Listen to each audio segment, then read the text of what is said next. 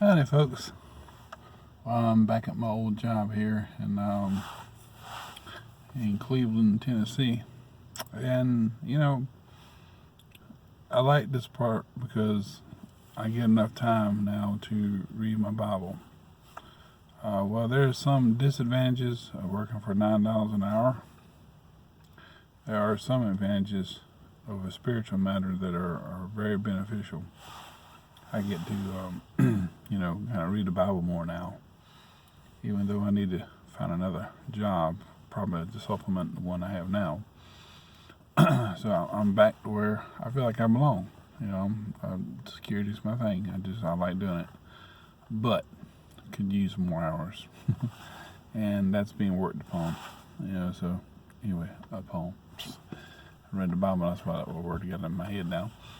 So anyway, I think the biggest thing for people is having an issue or a problem, maybe not even stated. All tradition says that the Ark of Noah landed upon Mount Ararat. Is that true? Nope, it's not true. That did not happen. So what does the Bible say? Where are the mountains, or where is the mount rather of Ararat, Mount Ararat? Where's it at? And where's the Ark at, for that matter? So one thing we need to think about is, even as far as dates go, where did Noah's Ark land? And what happened afterwards, and things of that nature. How long did it seem to have taken to build the Ark, even at that? Now, if you go to chapter, sorry, I can't talk. If you go to chapter 6 of Genesis, chapter 6, and it talks about the sons of God saw that the daughters of men, they were fair, and they took them wives of all which they chose. And you skip down to verse 3, it says, "And the Lord said, My spirit shall not always strive with man, for that he also is flesh, yet his days shall be 120 years." And you read down further, you see that that God was saying about Noah that he was these are the generations of Noah. Noah was a just man and perfect in his generations, and Noah walked with God. That's in verse 9. Okay, and then it says the sons of Noah, Shem, Ham, Japheth, and verse 11 says, "The earth also was corrupt before God, and the earth was filled with violence." And it says, God looked upon the earth, and behold, it was corrupt, for all flesh had corrupted his way upon the earth. And God said unto Noah, The end of all flesh is come before me, for the earth is filled with violence through them. Okay? And behold, I will destroy them with the earth. I will destroy them with the earth. Okay? And it tells Noah, Make thee an ark of gopher wood, rooms shalt thou make in the ark, and shall pitch it within and without with pitch. And it goes on to tell them the fashion, the length, and things like that, the breadth and the height, and the width, the windows, how big that was supposed to be, and about him bringing the waters upon the earth to destroy all flesh. It says, I will establish my covenant with you in verse 18, and every living thing of all flesh, 2 of each kind, shalt thou bring into the ark, every sort rather, to keep them alive with thee, male and female, not to be determined, not transgender. I'm not picking at you guys, but I'm just saying male and female, any and outy, okay? The fowls, creeping things, every sort shall come into thee to keep them alive, and take all the food that is eaten, and thou shalt gather it to thee, and for food for thee and for them. Thus did Noah, according to all that God commanded him, so did he.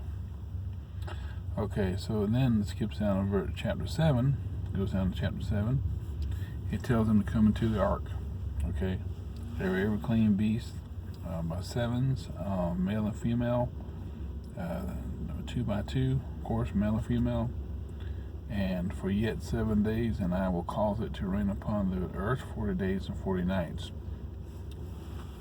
I wonder who that is. 40 days and 40 nights, it says. Okay, and every living thing, he says, it will destroy. And Noah did according to all the Lord commanded him. And it says in verse 6 of chapter 7, Noah is 600 years old when the flood of waters was upon the earth. And Noah went in, and his sons and his wife and his sons' wives with him into the ark because of the waters of the flood. And it talks about the clean beasts, things like that, and the 2 by 2. And it goes further down, and it says in the verse 11, in the 600th year of Noah's life, in the second month, in the 17th day of the month.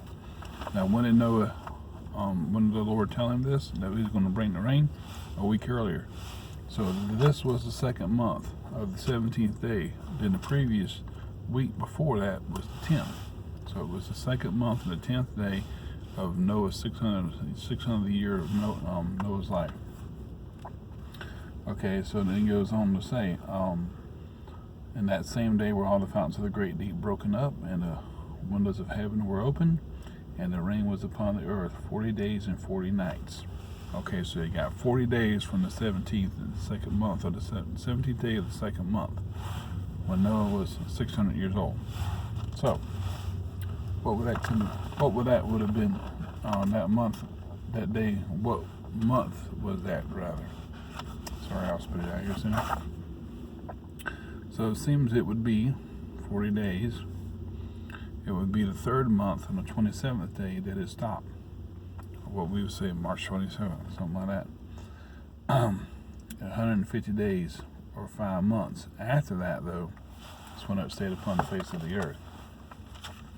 So, it says they went in, and the flood was 40 days upon the earth, and the water increased and buried upon the ark, and it was lifted up above the earth, and the waters prevailed. That's an important thing to remember, because when you know that the mountains upon the whenever the ark was upon the mountains of Ararat, it wasn't on them, it was above them, up on. So let's keep that in mind. And the waters prevailed, and they were increased greatly upon the earth, okay? And the ark went upon the face of the waters, and the waters prevailed exceedingly upon the earth, and all the high hills and that were under the whole heaven were covered. And it talks about 15 cubits upward did the waters prevail, and the mountains were covered. And all flesh died that moved upon the earth, both of fowl and cattle and beasts and every creeping thing that creep upon the earth, and every man. Okay, that's women too. Okay, everything that breathed breath died. Let's see here. And if we skip down to verse 24, it says the waters prevailed upon the earth 150 days. This is after the 40 days of rain, the increase of rain, things like that. And that was, like I said, likely the 27th or the 28th of the third month. And the waters prevailed upon the earth 150 days. So what would that have been after that?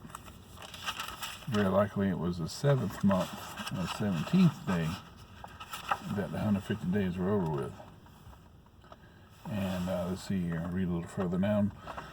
Going to chapter 8. And God remembered Noah and every living thing, and the cattle was with him in the ark, and God made a wind to pass over the earth, and the waters assuaged. The fountains also of the deep and the windows of heaven were stopped, and the rain from heaven was restrained. And the waters returned from off the earth continually. And after the end of 150 days, the waters were abated, and the ark rested in the 7th month. And the ark rested in the 7th month on the 17th day of the month on the mountains, upon the mountains of Ararat. Not on Mount Ararat, but upon the mountains of Ararat. Remember, the waters were upon the face of the whole earth. So, evidently, they weren't on a mountain top or whatever. They were above the mountains of Ararat. They didn't say Mount Ararat. It says upon the mountains of Ararat. Okay, so that's where people get it wrong all the time. Where did Ark land? Land upon Mount Ararat. No, it didn't. Upon the mountains of Ararat. It was a region or area of that same name. And the waters decreased. As a matter of fact, too, 150 days from the 3rd month and 27th. That's 150 days. That's that would be the 7th month, the 17th day, as it says here in the Bible, on verse 4, chapter 8. The 17th day of the month, the 7th month of the 17th day of the month, upon the mountains of Ararat, and the waters decreased continually until the 10th month, and the 10th month on the 1st day of the month were the tops of the mountains seen. So the water's going down continually, and that's when everybody is saying, hey, look at that mountain over there, look at that mountain over there. And Shem, Ham, Japheth, look, Dad, look at that mountain over there. I think I'm going to go to that one after we land, after the waters get dried up. And Shem and Ham and Japheth and their wives are probably kind of planning things out, and having babies too, more than likely, because it seems like it was a year and 10 days after this, and I'll show you here in just a minute. And it came to pass at the end of 40 days. This is after the 40 days after the 1st day of the month, or the 10th month now. First day of the month, being of the 10th month. 40 days after that, Noah sent out a raven which went forth and to and fro until the waters were dried up from off the earth. And he sent forth a dove from him to see if the waters were abated from off the face of the earth, the ground rather. But the dove found no rest for the sole of her foot, and she returned unto him into the ark, for the waters were on the face of the whole earth. Then he put forth his hand and took her and pulled her in unto him into the ark. And he stayed yet another 7 days, and again he sent forth the dove out of the ark. That would have been the let's see here. What do I have here?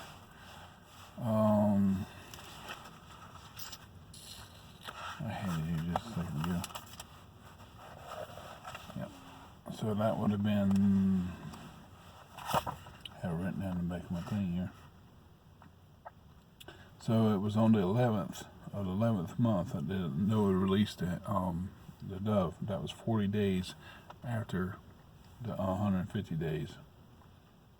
Okay, so that was the 11th month, the 11th day, when the first time, and right afterwards, the tops of the mountains were seen the first day of 10th month. Then 40 days after that, he released the dove. Well, actually, the tops of the mountain. Yeah, that's right. Okay, he released the dove, and couldn't find any rest, so he came back. And then the dove's second trip was only 7 days later. Okay, so now we go to verse 12. He said, "As it stayed yet another 7 days, and sent forth the dove, which returned not again unto him any more." Okay, so that was the 25th day of the 11th month, and one before that was on the 18th of the month. 11th month of the 18th day. Okay, so And it came to pass in the 601st year, in the first month of the first day of the month. It was like New Year's Day of Noah's life, because he had a new year on his life. He was 601. They went 11601. And this is the Anno Monday would be the age of the earth. It was probably 1,657 years old. So before that, though, Noah was around, 480, with 120, and that's 600 years. So he's about 480 when they got the news, hey, the Lord's going to destroy the earth, and they got plenty of trees around to cut down and everything and use for wood. And so they built the ark. And of course he had sons to help him later and things like that. And so, not like these TV shows that show with Russell Crowe and everything, and building in a short amount of time with a snake skin wrapped around his arm.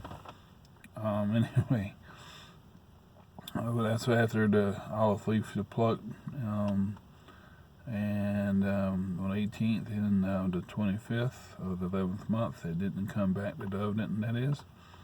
And it came to pass in the 601st year, that is the first day of the first month of the 601 years of Noah's life, that the waters were dried up from off the earth. And Noah removed the covering of the ark, and looked, and behold, the face of the ground was dry.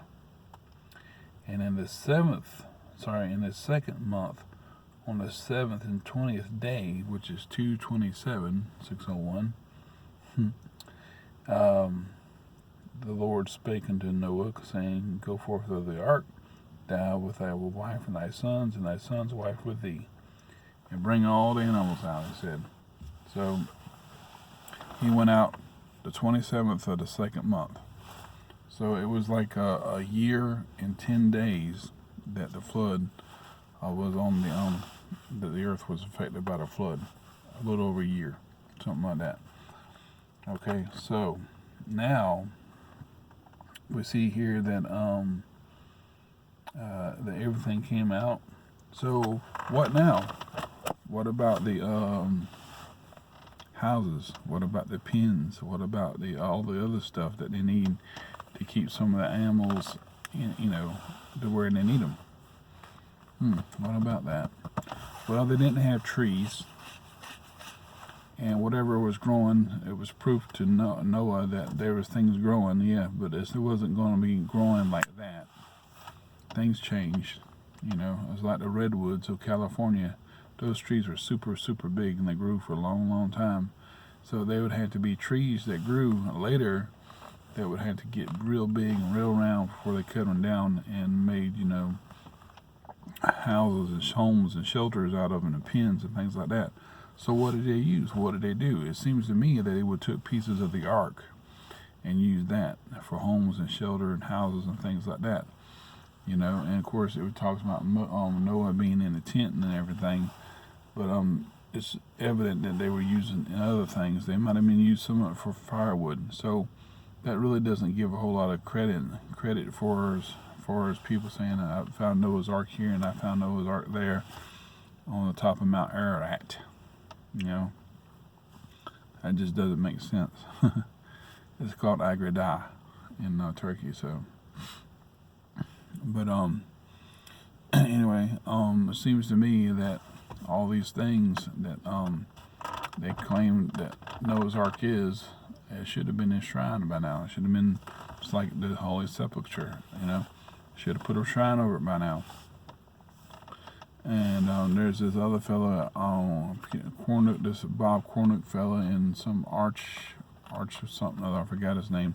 He sent me some material on it. He sent me a video disc on it and stuff. I couldn't never open it up. But claiming they found Noah's Ark and it was petrified wood and everything, turned to stone and all that stuff, because of a landslide and that and the other. It might be something like that, but it's highly doubtful as the ark. Right? And Ron Wyatt, it's the same thing. He claims he found the ark too.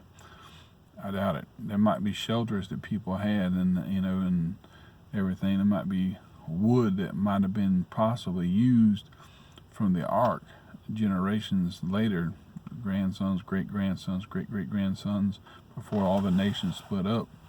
And then it came back to Babylon. As we know that that's when Nimrod was in control. And before the Lord scattered them upon the face of the earth, the ark could have been salvaged, scavenged, used for other things besides just sitting there the whole time and becoming petrified. I doubt very seriously that it just sat there and sat there and sat there. They probably used it to make homes and shelters and pens and what have you. So there's no doubt in my mind they made use of what they had, because the wood took a long time to grow back. The trees and stuff, they didn't have trees, likely, and whatever they did have was a bush or a sapling beginning to grow back. They had to wait quite a while for the wood to return, for the trees, for the bushes and things like that. Had to wait a while, So and whatever was sprang up was just barely on top of the ground, And so we know that Noah didn't seed the whole earth like Johnny Appleseed supposedly, and make all these trees pop up. There were seeds that were floating on the top of the waters that end up getting back into the soil and started taking root. It's from that time after the flood. So, but again though, they couldn't use whatever wood that was around because they hadn't grown yet. So they had to use the ark for shelter, for heating and cooking food, just heating up something other, cooking food. So it took a while for the wood and trees and all the bushes to come back. So, and again, it wasn't Mount Ararat, it was the mountains of Ararat where the ark rested upon, mountains of Ararat. And probably likely it wasn't on a mountain of Ararat, it was above it at the time. Then it rested likely in the valley after the waters came down. So anyway, just wanted to share that real quick. I know it's 22 minutes in, but a lot of people I think misunderstand that. And you need to go by Scripture and see what Scripture says, not by what you think a man says or any other person says. Go by what Scripture says. It's not the Ararat, Mount Ararat. It's the mountains of Ararat. It could have been anywhere. The ark could have been anywhere. And likely, like I said, it was used. The materials were used for shelter, for other things, And so, even throughout all of Noah's life, they could have been, been picked upon, things like that. What took him likely 120 years to build could have took just as long for his grandsons, great-grandsons, great-great-grandchildren, or whatever, to tear it down and use for themselves. That's the only thing of wood, source of wood that they had, until the trees got big enough to cut down and use for pens and homes and stuff like that, for other things, besides tents and stuff. Anyway, I just thought I'd share that real quick, and firewood, and just point that out, because a lot of people don't recognize that or realize that after the flood, it took things a while to grow back. And so, and surely the ark must have been used for its own materials. Anyway, that's all I got to say for now, and I hope you enjoyed it, and I hope this makes sense to you. And as to those where Mount Ararat is and is not, it's the mountains of Ararat, and likely that the ark was used for its material, not sitting there the whole time. And if that were the case, then it would be like Mecca or something like that, or the Church of the Holy Sepulchre, the Dome of the Rock. It would have been built around and made into a shrine to be worshipped at. Anyway, that's all I got to say. I hope you enjoyed it. Take care. I hope you get something out of this. Good learning lesson. Just read the Scripture. Ask the Holy Spirit to help you understand. You can't do that unless you're saved by the blood of Jesus Christ. And He's able to make you understand all things in Scripture, whatsoever He has said unto us. John 14:26 and 13:14, 16, 13, 14. John. 1 John as well. All right. Well, that's all I'm going to do for now. We'll see you later. Bye-bye.